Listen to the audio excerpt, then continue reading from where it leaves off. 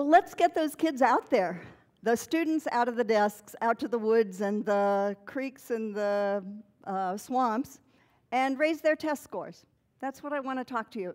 Think about the time that you learned something the best, really held on to something. You were probably doing something or sensing it or experiencing it. And those experiences are the ones that help us develop intense knowledge of ourselves, connections with others, and connections with the larger world.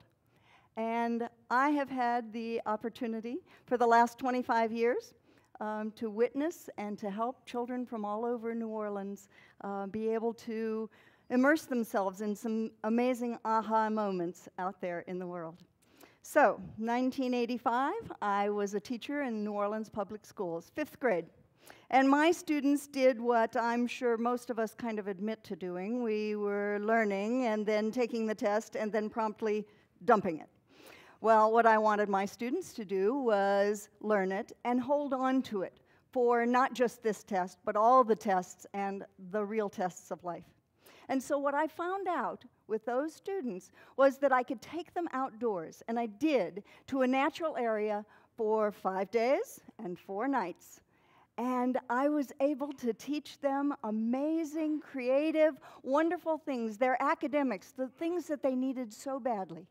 Now, this wasn't taking them, I want to make real clear, it wasn't taking them to a camp. It was taking them to an outdoor, true outdoor classroom.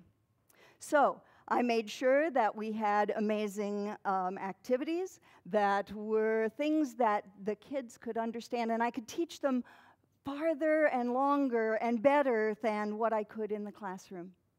And so, after doing that for 10 years, I was able to start a New Orleans nonprofit called TREE, Teaching Responsible Earth Education, and expanded our programs to 4th through 7th grade, and we're working at both ends of that, and was able to take all of the students that we could and they could afford to have out there.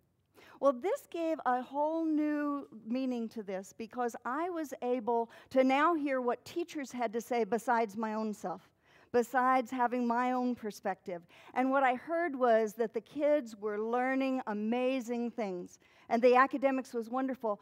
But what was even more highlighted by the teachers was the connections that those kids made to each other. The kid that wouldn't even sit and talk to the kid next to them, now they found them being new friends. And the kid that went out there and in school couldn't sit still, was having struggles with learning, they were the ones that shone. They were the ones out in the outdoor classroom that became the leaders. Their bodies weren't confined. They had minds that were, and their street smarts came out. And teachers looked at them differently. The other kids looked at them differently, and when those kids went back to the classroom, there was a whole new dynamic there, and the child owned the information that they got. So then, Katrina came. You've heard eloquent speakers here telling us about how wonderful the opportunities and the things that we are really getting to do in our school system, and that's been wonderful.